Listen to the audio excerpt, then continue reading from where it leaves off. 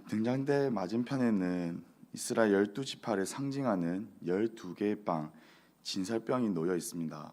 그리고 7등잔을 등잔대 앞으로 비추게 하라는 것은 이 등잔의 불빛이 진설병을 향하게 하라는 것입니다. 이 성막 안의 어둠을 밝히던 등잔대는 이 세상의 참 빛이신 그리스도를 예표하는 것일 뿐만 아니라 이 세상에서의 빛된 역할을 감당해야 할 그리스도의 임무를 상기시켜 주기도 합니다. 그리고 레위인을 성별하는 의식이 소개되죠. 이 7절부터 말씀을 보시면 어떻게 해야 하는지 자세하게 말씀하십니다. 속죄에 물을 뿌리고 삭도로 밀게 하고 의복을 빨게 하여 몸을 정결하게 합니다. 또한 각각 제물을 드림으로 레위인을 요제로 하나님께 바칩니다. 이미 하나님은 이스라엘 중에서 레위인을 구별하라고 말씀하셨습니다. 그들은 하나님의 것이라고 선언하셨죠.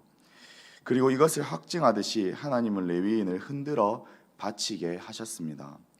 이 9장에서는 이스라엘이 두 번째 유월절을 지키게 됩니다. 두 번째 유월절은 이 첫 번째 유월절과는 그 의미가 조금 다른데요.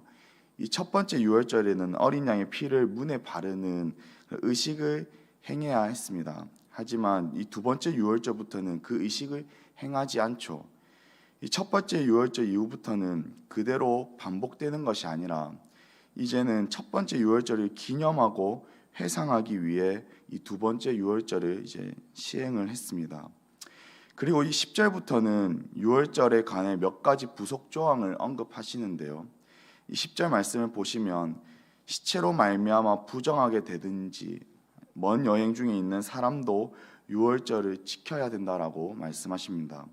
근데 언제 지키는가? 이 11절에 둘째 달 14째 날 지켜야 했습니다.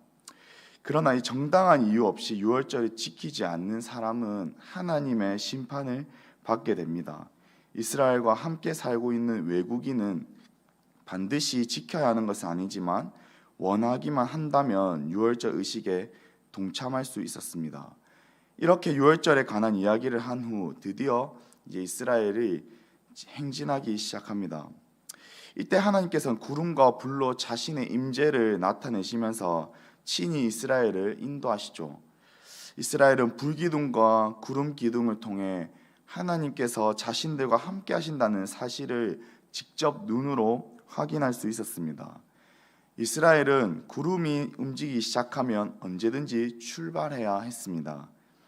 만약 구름이 움직이지 않으면 떠날 수 없었죠. 이스라엘은 철저히 하나님의 인도하심 따라 나아갔던 것입니다. 행진할 때 200만에 이르는 거대한 공동체가 한 번에 이동하는 것은 좀처럼 쉽지 않습니다. 어렵고도 위험한 일이죠. 질서정연하게 하지 않으면 참담한 희생을 초래할 수도 있었습니다. 그래서 하나님은 나팔을 불도록 하시죠. 그게 민수기 10장에 나옵니다. 나팔 신호에 대하여 설명하시면서 어떻게 출발하고 어떻게 이동해야 하는지 친히 말씀해 주십니다. 이런 나팔 소리는 여호와의 도움을 구하는 기도와 같은 역할도 했습니다. 9절과 10절 말씀을 보시면 하나님은 나팔 소리를 통해 이스라엘을 기억하시고 그들을 도울 것이라고 약속하십니다. 그런데 이렇게 약속을 하셨지만 11장을 가보시면 이스라엘은 출발한 지 얼마 지나지 않아 여호와께서 들으시기에 악한 말로 여호와를 원망하고 또 원망합니다. 출애굽 이후 조금만 힘들어도 하나님께 불평하던 자들이 이 본문에도 언급됩니다. 그들은 하나님의 은총과 인도를 거부하는 자들로 무서운 불심판을 받게 되죠. 하나님께서 이스라엘 불평을 엄하게 다스리시는 이유는 그들의 정체성을 보존하기 위해서입니다. 하나님의 은혜와 인도하심을 잊어버리고 불평과 반항하는 이스라엘은 또 다른 가나안의 족속일 뿐입니다. 하나님의 백성이 될 수 없는 것이죠. 이런 이스라엘의 거듭되는 불평에 지친 모세를 위해 하나님은 70명의 지도자를 세우시고 또 하나님은 이스라엘 백성들에게 메추라기를 공급하십니다. 믿음의 동역자 여러분, 하나님께서는 이스라엘을 연단하시고 말씀으로 그들을 어떻게 살아가야 되는지, 어떤 모습으로 나아가야 되는지 가르쳐 주셨습니다. 하지만 이스라엘은 세상의 탐욕에 눈이 멀어 있었습니다. 먹을 것이 없다며 탐욕에 눈이 멀어 하나님을 원망한 것이죠. 이들의 불평 속에는 그들을 애굽에서 구원하신 하나님, 매일 만나로 먹이시는 하나님, 불기둥과 구름기둥으로 인도하신 하나님에 대한 감사를 찾아볼 수 없습니다. 이방인들이 이방신을 섬기듯 자족함 없이 하나님조차도 자신의 만족이 채워지지 않으면 얼마든지 원망할 수 있는 신으로 이스라엘 백성들은 하나님을 여긴 것입니다. 우리는 어떠합니까? 우리도 역시 하나님의 말씀을 듣고 하나님의 말씀을 보고 때론 배웠으며 그렇게 살기로 결단했지만 그렇게 살아가지 않을 때가 얼마나 많습니까? 우리 눈앞에 펼쳐져 있는 이 상황을 통하여서 하나님께서 나에게 베푸신 그 은혜를 가마득하게 잊어버리고 내 마음대로 내 원대로 살아가려고 할 때가 얼마나 많냐는 것입니다.